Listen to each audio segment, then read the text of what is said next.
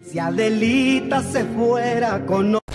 Durante los años 1910 a 1917, un país de Latinoamérica sería el primero en experimentar una revolución. Este país es México. La gente estaba cansada de la dictadura de Porfirio Díaz. Esto trae a consecuencia una guerra civil que cambió totalmente las estructuras políticas, sociales y económicas de México.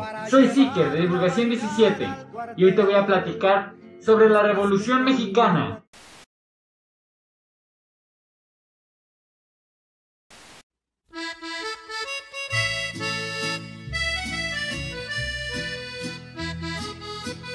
Porfirio Díaz fue presidente de México durante 30 años. Durante su mandato, México tuvo diferentes cambios y transformaciones. Se instaló una red de ferrocarril, se construyeron más escuelas y llegó la industria petrolera, entre otras tendencias francesas. Toda la economía de estas industrias y comercios recaía en empresas extranjeras y una parte muy privilegiada del pueblo mexicano, mientras que la otra parte vivía en la pobreza extrema, trabajando largas jornadas sin descanso, ganando muy poco dinero para subsistir y sin respeto ni dignidad humana en su vida. El gobierno de Díaz mejoró el país, pero ¿a expensas de qué? Díaz hizo todo a expensas de derechos políticos y el control económico.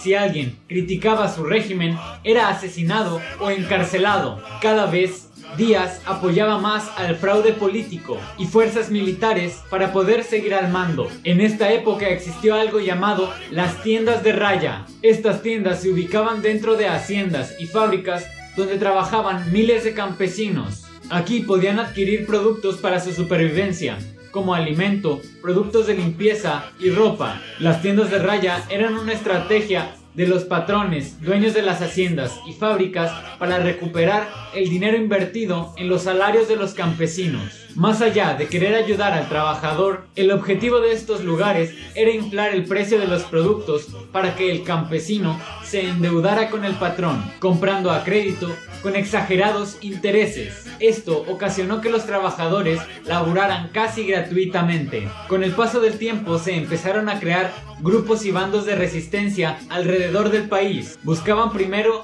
la salida de Díaz de la presidencia y, entre otras exigencias, estaba el régimen democrático genuino, mayores derechos sociales, una reforma agraria para los campesinos y, lo más importante, libertad e igualdad para el pueblo. En 1900 las cosas se empezaron a salir de control. El sistema empezó a ser deficiente debido a la avanzada edad del presidente Díaz y la falta de permiso de un sucesor. Aumentó el nacionalismo, tanto política como económicamente, y la recesión económica con Estados Unidos también fue un problema.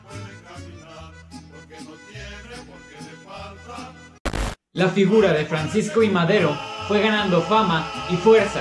En 1901 se unió al Partido Liberal y difundió el periódico Regeneración de los hermanos Flores Magón, y en 1904 inició su carrera política. En 1908 publica un libro en crítica al porfiriato llamado La Sucesión Presidencial. Además de ser una crítica, demandaba el derecho libre al voto y la libertad de expresión. El 22 de mayo de 1909 se creó el Partido Antirreeleccionista. El 5 de octubre de 1910 se anuncia el Plan de San Luis, el cual rechazaba la reelección y convocó a derrocar al dictador. El pueblo mostró gran apoyo a Madero y el 20 de noviembre de 1910, bajo el lema de sufragio efectivo, no reelección, el pueblo se levantó en armas en contra del gobierno de Díaz, demandando principios democráticos y sociales como la equidad, justicia, igualdad y libertad. Dentro de los grupos unidos al movimiento revolucionario estaban los campesinos que reclamaban sus tierras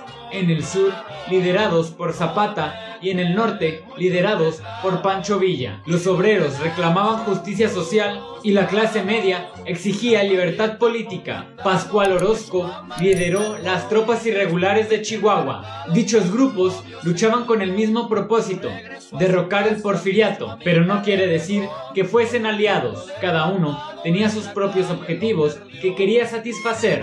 Los grupos revolucionarios tomaron gran parte del país y no le dejaron más remedio a Porfirio Díaz que renunciar a la presidencia. Anunció su renuncia el 25 de mayo de 1911. Porfirio huyó de su país hacia Francia, donde termina falleciendo en la ciudad de París.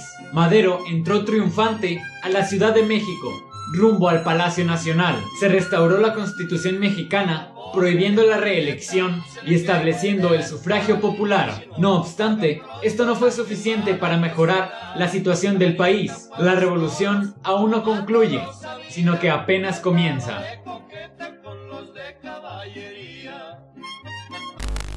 El 28 de noviembre de 1911, Emiliano Zapata y sus tropas proclamarían el llamado Plan de Ayala. Este desconocía el gobierno de Madero, se exigían las tierras de los campesinos y hacía una incitación al levantamiento armado. Y bajo el lema de "La tierra es de quien la trabaja", las tropas de Emiliano Zapata se levantaron en contra del régimen de Madero. Del otro lado del país, en el norte, Pascual Orozco también se levantó en armas en contra de Madero, desobedeciendo las órdenes del presidente, ya que estaban inconformes con las reformas. Como respuesta, Madero envió al general Victoriano Huerta a hacerle frente a las tropas de Orozco, saliendo victorioso y ganándose la confianza del presidente. Si te gusta este tipo de contenido, no olvides suscribirte al canal activando la campanita de notificaciones para que no te pierdas de estos videazos. También te invito a seguirme en mis redes sociales que aparecen en pantalla para más contenido.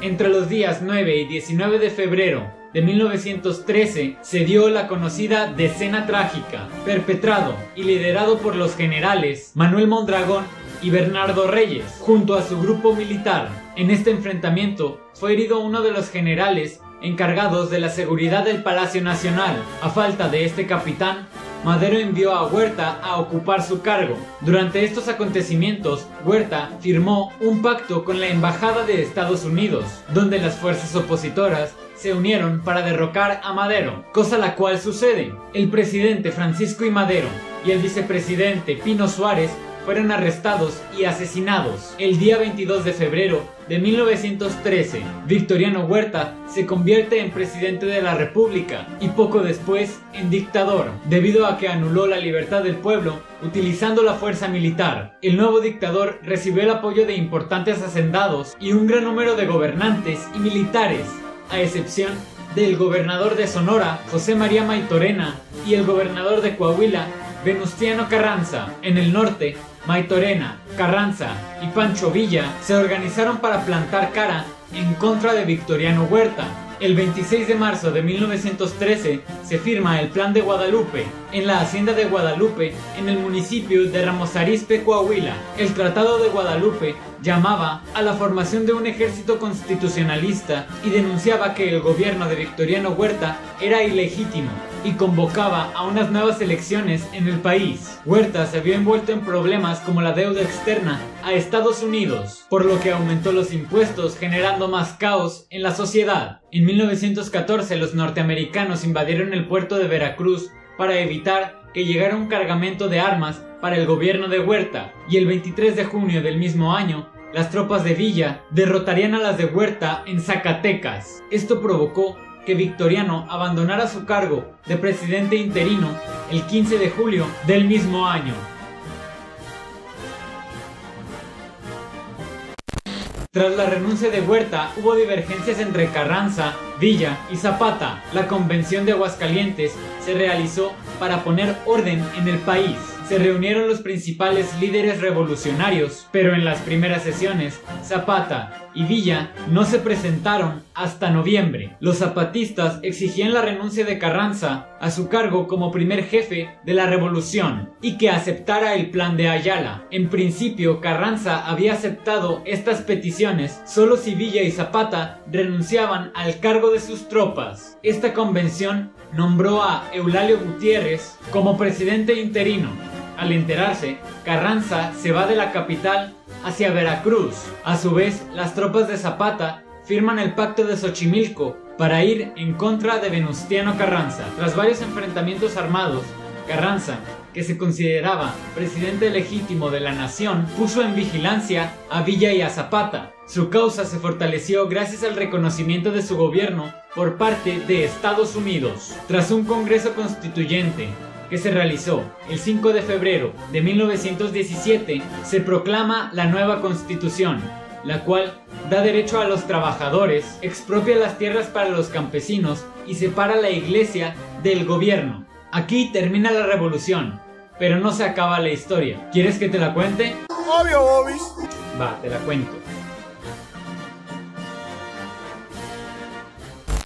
Carranza quería acabar con la vida de Villa y Zapata. Para esto, invitó al último a una hacienda para hacerle creer que su ejército se uniría al del gobierno. En su lugar, el día 10 de abril de 1919, Zapata sería acribillado. Pancho Villa corrió la misma suerte que Emiliano Zapata. Fue emboscado y abatido a balazos. Carranza fue asesinado en su viaje a Veracruz en mayo de 1920. Tras su fallecimiento, se harían unas nuevas elecciones, quedando como presidente Álvaro Obregón, quien hace la repartición de tierras para los campesinos, y poco antes de iniciar su segundo mandato, fue asesinado el 17 de julio de 1928, quedando Emilio Portes Gil como presidente de la República. Todos estos acontecimientos sucedieron durante casi 20 años. Se dice que la Revolución Mexicana no acabó hasta la repartición de tierras para los campesinos, en 1920 aproximadamente. Este evento fue muy sangriento. Mucha gente dio su vida por el movimiento revolucionario y marcó un antes y un después en la política y en la sociedad mexicana.